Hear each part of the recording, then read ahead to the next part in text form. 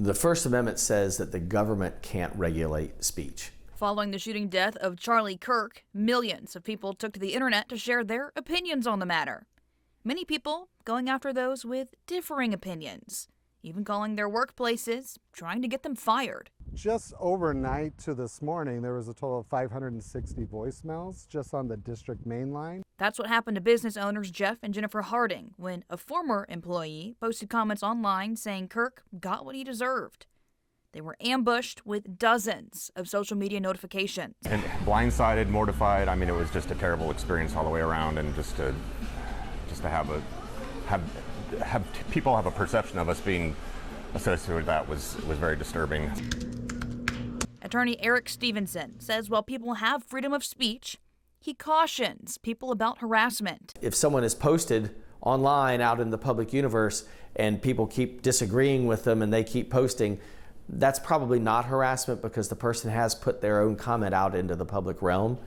But if you were to send private messages, come after the person, call them at work, then that would be harassment. Stevenson says free speech would turn into harassment if the messages or comments are recurring or if there's a threat of violence. To avoid situations like this, some employees are reminding their staff to keep it professional. The Florida Department of Education sent out this memo last week saying employees are held to a higher standard. In some ways, it could be interpreted that they are trying to curtail speech by warning people about what they can and can't post, but they're not wrong.